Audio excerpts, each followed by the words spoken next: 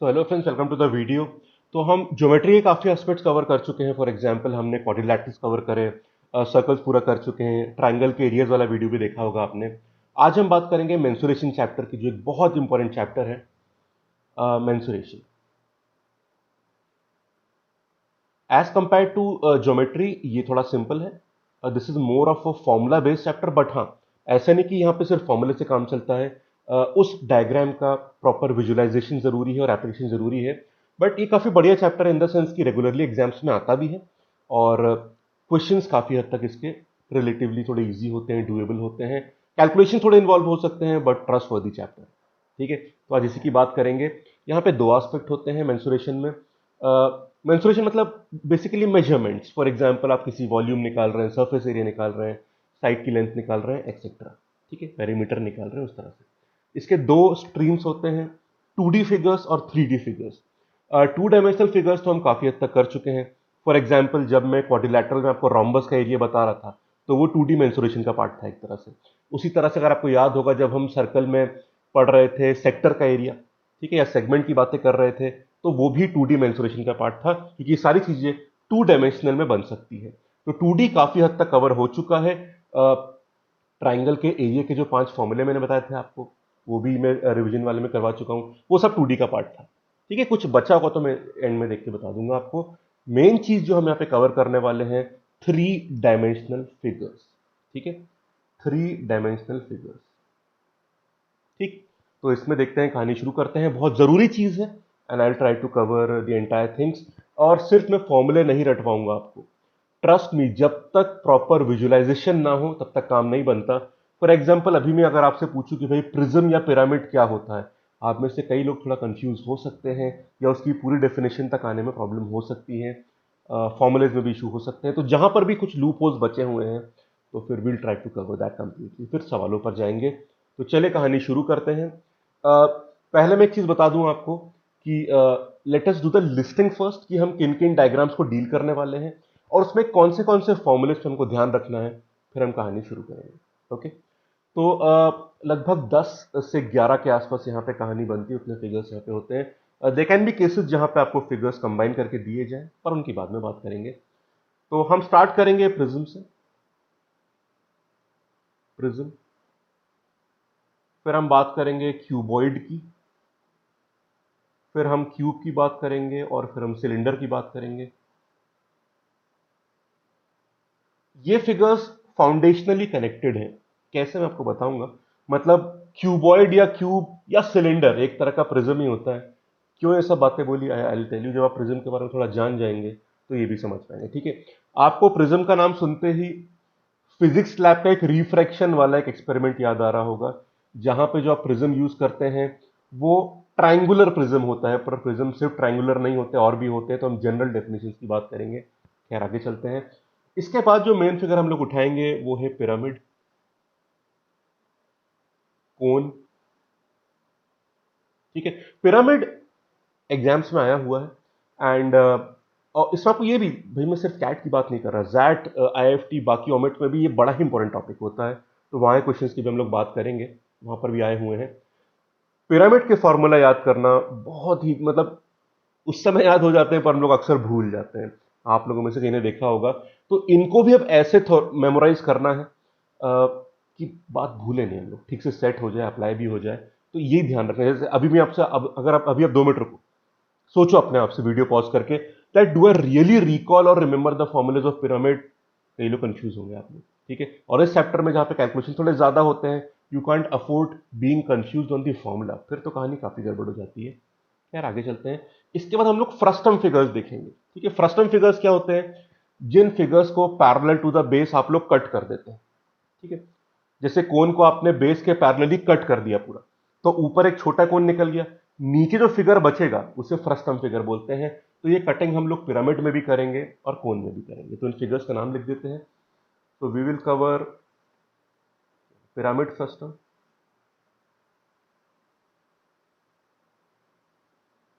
Pyramid frustum और cone frustum. तो frustum figures are very important. इनको कई बार, क्योंकि मैं इतना बता दूं आपको, जो ये पूरा चैप्टर है मेंसुरेशन का, 3D वाला एलिमेंट सबसे कॉम्प्लेक्स फॉर्मूला कहीं पे आएगा तो वो पिरामिड या कोन फ्रस्टम पर ही आएगा। इसलिए कई एग्जामिनेशन इसको ऑन प्रेफरेंस पूछते हैं, क्योंकि बाकी फिगर्स थोड़े सिंपल हो जाते हैं। तो बाकी आए तो बहुत अच्छी बात है, पर ये आए तो हम उतना ही कॉन्फिडेंट रह पाए। Will try that. ठीक है, दो तीन फिगर्स और बचते हैं। स्फीयर की भी बात कर लेंगे, हेमिस्फीयर की भी बात कर लेंगे। ठीक है, और एक टोरस होता है। ठीक है, जैसे टायर जो होता है ना, उसकी तरह का एक फिगर होता है। तो विल कवर दैट ऑल्सो, मैं लिख देता हूँ टोरस। ठीक है ना, तो इसकी बात भी कर लेंगे। तो इन सब फिगर्स की बात करनी है। अब इसमें से पहला फिगर उठाने से पहले मैं आपसे एक चीज पूछ लूं या हम डिस्कस कर लें कि हम इन सारे फिगर्स में देखने क्या वाले हैं। हम इन फिगर्स में जिन चीजों पर नजर रहेगी, एक तो हम पहले समझेंगे कि फिगर होता क्या है, और मैं कोशिश करूंगा थोड़ी ठीक ठाक से डायग्राम, इसलिए ये मैं वन नोट पे क्लास ले रहा हूं, वरना पावर पॉइंट पे भी इसको ले सकते थे। थोड़ा विजुअलाइजेशन ठीक से करवा दूंगा आपको, ताकि माइंड में इमेज बनती रहे, खासकर प्रिज्म और पिरामिड इन तरह के फिगर्स की। बाकी तो खैर आपने देखे ही होंगे। और उसके अलावा हम किन फॉर्मूलेस पे थोड़ा एम्फोसाइज रखेंगे, मतलब जहां से क्वेश्चन आते हैं। We'll try to cover these things. Lateral surface area, ठीक है, टोटल सरफेस एरिया,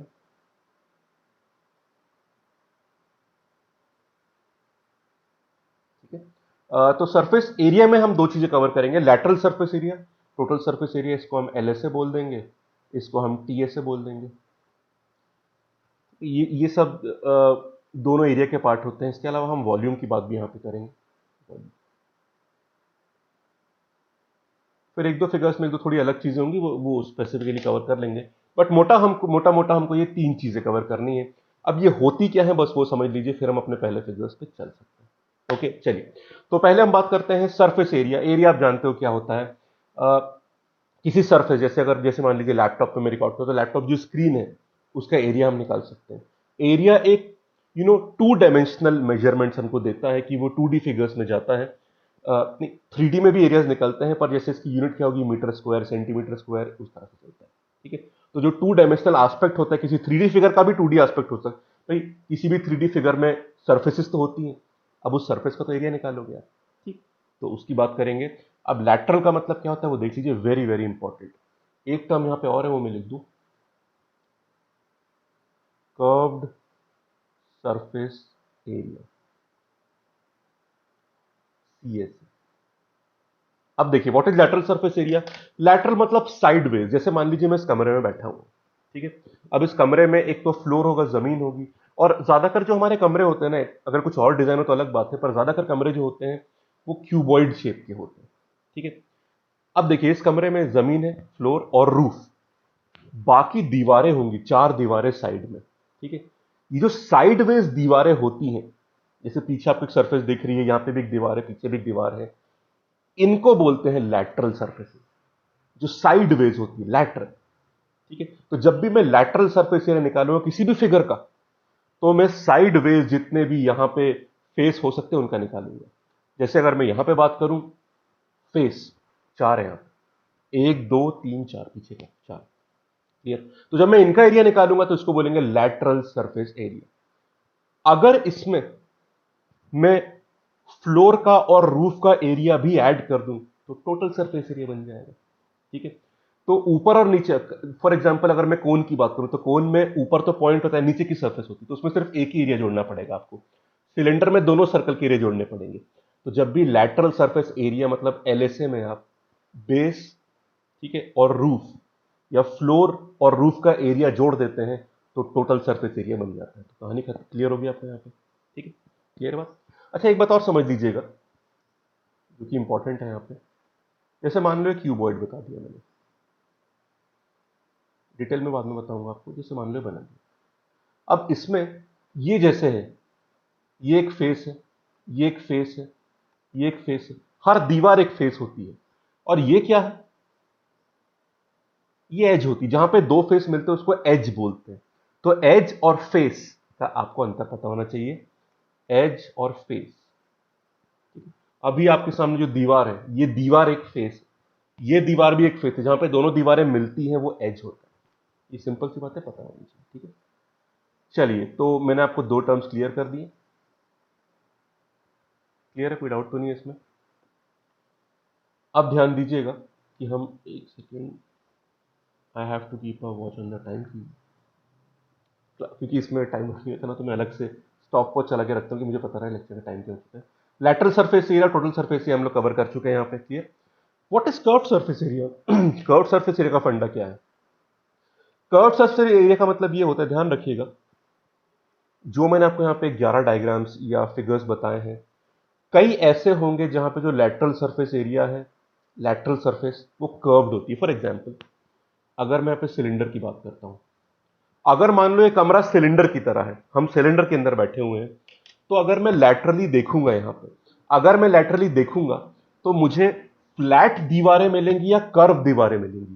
कर्व, सीधी नहीं होंगी। अभी आपके कमरे में दीवार फ्लैट है बिल्कुल, या पीछे देख लो, पूरी फ्लैट सरफेस दिख रही है आपको, ठीक है। तो यहां पे अगर आप लैटरल सरफेस निकालोगे तो उसको बोलेंगे लैटरल सरफेस एरिया, पर सिलेंडर के अंदर यही सरफेस कर्व होती है, तो वहां पर भी आप लैटरल सरफेस एरिया ही निकालोगे, पर उस टर्म का नाम क्या हो जाएगा? Curved surface area.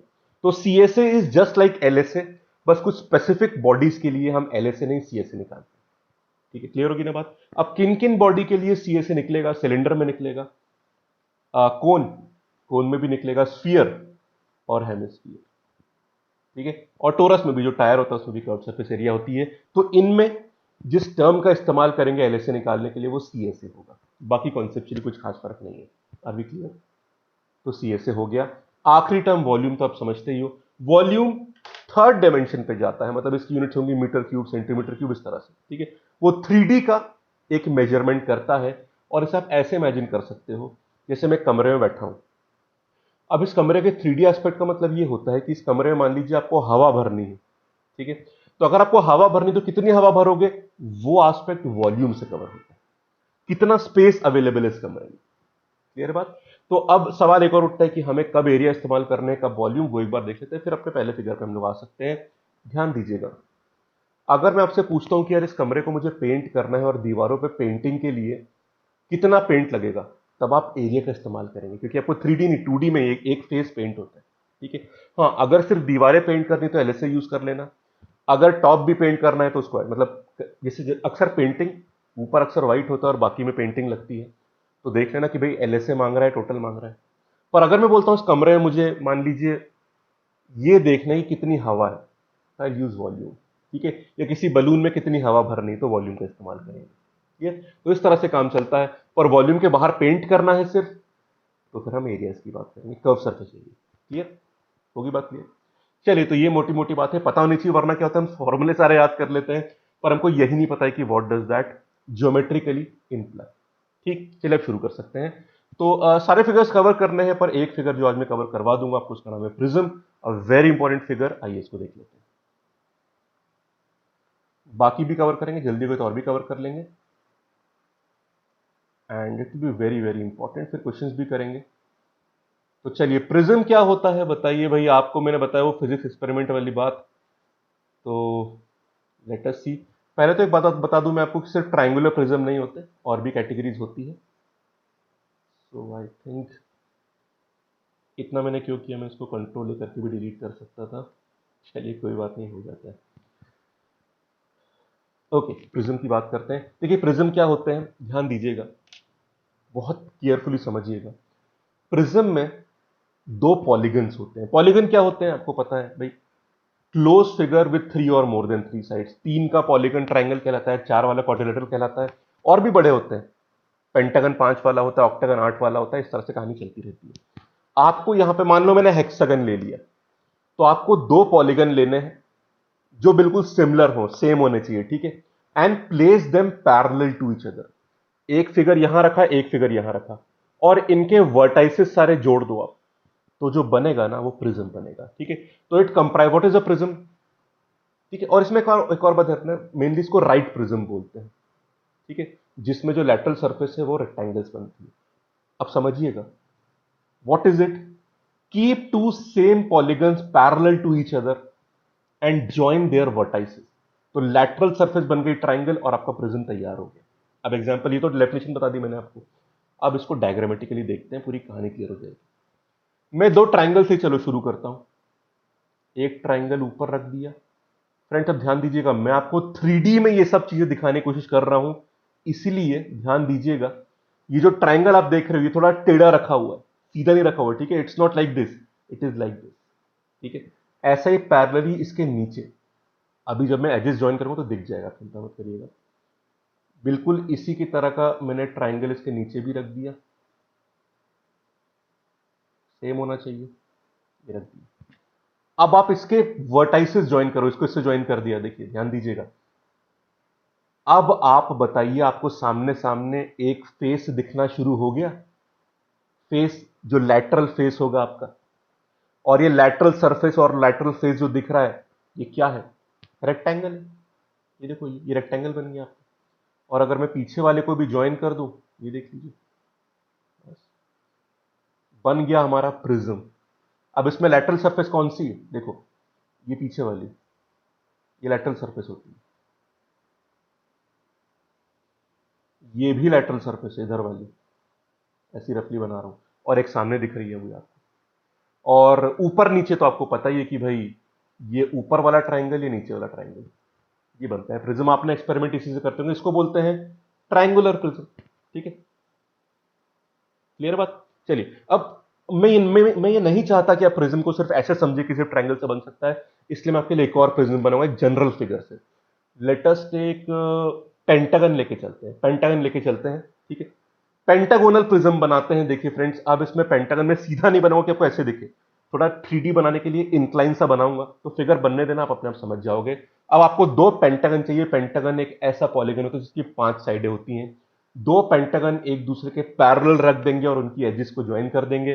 देखो, मैं हेक्सागोनल वाला भी बना सकता था, हेक्सागोनल वाला बहुत सिंपल होता है, ऐसे बना दिया आपने, नीचे भी आपने हेक्सागन बना दिया, ठीक है, और इसको ज्वाइन कर दिया। क्लियर है? ये बन गया। तो जनरल भाई दो सिंपल वाले होते हैं, हेक्सागन वाले और ट्राइंगल वाले, पर मैं चाहता हूं कि मैं आपको बताऊं यहां पे पेंटागन, ताकि आप पूरी कहानी क्लियर हो जाएगी। बाकी फिगर्स में इतनी मेहनत नहीं करनी है हमको फ्रेंड्स, बाकी बहुत सिंपल होते हैं, क्यूबॉइड क्यूब बहुत जल्दी हो जाएंगे, पर इसमें क्लैरिटी जरूरी होती है। तो लेट मी ट्राई, कितना 3D से मैं कोई बहुत एक्सपर्ट नहीं उस चीज में, but I try to draw this. फिर अपन फॉर्मूला देख के इस टॉपिक को खत्म कर देंगे। तो पहले ऊपर वाला पेंटागन बना देते हैं, ऊपर वाला पेंटागन, ये सारी साइडें बराबर हैं, आपको बराबर दिख इसलिए नहीं रही क्योंकि इसको थोड़ा इंक्लाइन मतलब 3D में बनाया है, पर हैं सारी बराबर। बराबर ना भी हो तो चलता है, पर दोनों पॉलीगन्स आपस में सेम होने चाहिए, ये ध्यान रखिएगा। अब ये ऊपर वाला बना दिया और ये नीचे वाला बना देता हूं, फिर ज्वाइन करेंगे इनके वर्टाइसेस।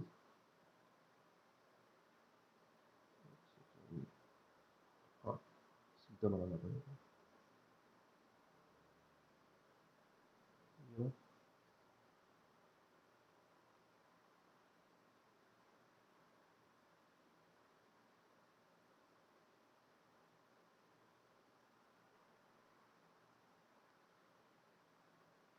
ठीक है, मोटा मोटा सेम बन गया। हाँ ठीक है, वर्टाइसेस ज्वाइन कर दीजिए। ये देखिए, अब ध्यान से देखना फ्रेंड्स, इधर देखो, आपको पहला फेज दिख गया नहीं दिख गया? लैटरल फेस दिखा, और ये क्या बना है? रेक्टेंगल। इसलिए प्रिज्म में जो लैटरल सरफेस बनती है रेक्टेंगल बनती है, आपको दिखना शुरू हो गया होगा, ये वाला देखो, रेक्टेंगल। इस नॉट क्लैरिटी से दिखेगा आपको। अब ये देखो, मैंने पीछे इसको ज्वाइन कर दिया इस तरह से, ये देख लो, आपको एक और रेक्टेंगल दिखना शुरू हो गया होगा, बढ़िया। इसको इससे ज्वाइन कर दो, आपको एक और रेक्टेंगल दिखना शुरू हो गया होगा। इसको इससे ज्वाइन कर दो, एक और रेक्टेंगल बन गया आपका pentagonal prism. Lateral surface rectangle. वैसे एक बात बोलूं, जितनी एजेस होती है ना, ये एज यहां की, जो आपके दोनों पॉलीगन्स है ना, उनकी जितनी साइड्स होती हैं उतनी लैटरल सरफेस बनेगी, ये तो सिंपल सी बात है। तो लैटरल सरफेस रेक्टेंगल बन गई, और टॉप और बॉटम यहां पे पेंटागन है। कुछ और भी हो सकता है, अभी हेक्सागन भी बना दिया था मैंने आपके लिए, और ट्राइंगल भी बना देता। तो I think now you'll be clear that two same polygons are placed parallel to each other and the vertices are join, तो बनता है प्रिज्म, और लैटरल सरफेस यहां पे रेक्टेंगल होती है, ठीक है। चलिए अब फॉर्मूले की बात कर लेते हैं फ्रेंड्स। अब मुझे एक बात बताइए, यहां पर फॉर्मूले स्पेसिफिक वाले बनेंगे, जैसे कोन और सिलेंडर के फॉर्मूले पता होंगे आपको, स्पेसिफिक, उसी का रेडियस लेंगे, उसी की हाइट लेंगे। यहां स्पेसिफिक फॉर्मूला होगा या जनरल फॉर्मूला होगा? General formula. क्योंकि फॉर्मूला तो इस बात पे डिपेंड करेगा ना कि आपने पॉलीगन कौन सा लिया, किस पॉलीगन का इस्तेमाल करके आपने प्रिज्म बनाया, ये उस बात पे डिपेंड करेगा। इसलिए यहां पे जनरल फॉर्मूला है, जो भी पॉलीगन लोगे उसका स्पेसिफिक इस फॉर्मूले में रख देना तो आपको अपना आंसर मिल जाएगा बड़े आसानी से। ट्राइंगल है तो ट्राइंगल के यहां पे रख देना चीजें, एंड सो ऑन। ठीक है, तो चलिए जनरल फॉर्मूला लिख लेते हैं। पहला फॉर्मूला, लैटरल सरफेस एरिया। ठीक है, कैसे निकालोगे? बहुत सिंपल है। देखो लैटरल सरफेस एरिया पता है कैसे निकालते हैं? आपका जो बेस है ना, ये जो बेस है आपका, इस बेस का लेंथ मतलब पेरीमीटर ले लो और उसे पूरी हाइट पे घुमा दो। ये आपने लिया नीचे वाला पेंटागन, उसी जैसी पूरी हाइट में घुमा दोगे आप, तो आपकी सारी लैटरल सरफेसेस कवर हो चुकी है। तो आप यहां पे लीजिए पेरीमीटर ऑफ द बेस, या इसको पी लिख देता हूं मैं, पेरीमीटर ऑफ बेस, और उसको हाइट से मल्टीप्लाई कर दो। हाइट तो पता ही है आपको कितनी है। ठीक है, तो perimeter of the base into height कर दीजिए। अगर टोटल सरफेस एरिया चाहिए आपको तो आप सिंपल काम करिएगा, जो लैटरल सरफेस एरिया निकल चुका है उसमें बेस और जो टॉप वाला पार्ट है मतलब फ्लोर और रूफ का एरिया ऐड कर देना। इसका एरिया ए और इसका एरिया ए ऊपर नीचे का ऐड कर देना, क्योंकि नीचे भी सरफेस है ऊपर भी और सेम सरफेस है। हो गया टीएसए। और अगर वॉल्यूम की बात करेंगे फ्रेंड्स, वॉल्यूम कैसे निकलता है? जो आपका बेस का एरिया है ना, एरिया ऑफ बेस, ये वही एरिया है, मैंने एरिया ऑफ बेस ही लिया है। इस एरिया ऑफ बेस को आप पूरी हाइट तक मूव कर, इस एरिया को जैसे जैसे ये एरिया ऑफ बेस हो गया, इसको जैसे मैंने पूरी हाइट पे मूव करा दिया, मेरी पूरी वॉल्यूम कवर हो रही है, पूरी वॉल्यूम। बस खत्म। इसे पूरी हाइट से देखिए, ये नीचे वाला पेंटागन, इस एरिया को मैंने पूरी हाइट पे घुमा दिया, एंटायर वॉल्यूम इसका वर्ड, खत्म कहानी। ठीक है, अब मान लो यहां पे मैंने ट्राइंगुलर प्रिज्म यूज किया, तो उस ट्राइंगल का एरिया यहां पे रख देना, उस ट्राइंगल का पेरीमीटर यहां पे रख देना, खत्म कहानी। आप बोलोगे सर एरिया ऑफ ट्राइंगल, पूरी क्लास हो चुकी है हमारी तो एरिया ऑफ ट्राइंगल की अप्लाई कर देना यहाँ पे। ठीक है फ्रेंड्स, तो ये थी प्रिज्म की बात, और प्रिज्म यहां पे खत्म होता है। तो हमने पूरे चैप्टर का इंट्रो ले लिया है, बेसिक समझ लिए हैं, स्ट्रक्चर्स के बारे में जानकारी ली कि कौन से फॉर्मुलेज देखने हैं, लिस्टिंग पूरी कर चुके हैं और पहला फिगर भी हमारा पूरा हो चुका है। इस लेक्चर को मैं यहाँ पे खत्म करता हूं क्योंकि मेन टाइम प्रिज्म में ही लगता है और पिरामिड फस्टम में भी थोड़ा टाइम लगेगा। बाकी फिगर्स बहुत जल्दी कवर हो जाएंगे। ठीक है फ्रेंड्स, तो इस क्लास को ये पे खत्म करते हैं। आई थिंक इसमें मैक्सिमम 2 क्लास और लगेंगी, वैसे तो मैं नेक्स्ट क्लास में, पर शायद 2 क्लास और लग सकती हैं। The topic will be complete. ठीक है, तो नेक्स्ट क्लास जरूर देखिएगा, it is very very very important, क्योंकि अब हम क्यूब, क्यूबॉइड, उसके बाद सिलेंडर, कोन, पिरामिड, उन सब की बातें करेंगे, frustum, figure, sphere, hemisphere, torus. ठीक है, तो क्लास को यहीं पे खत्म करता हूं। अगर कहानी पसंद आ रही हो और हेल्प मिल रही हो, थोड़ी अंडरस्टैंडिंग बढ़ी हो, तो वीडियो लाइक कर देना, कमेंट जरूर करिएगा, दे आर वेरी हेल्पफुल, और चैनल सब्सक्राइब कर दो और बेल आइकन दबा दीजिए। ठीक है, कल मुलाकात होगी आपसे। Do not miss these classes, they are very important. Thank you, have a nice day, take care.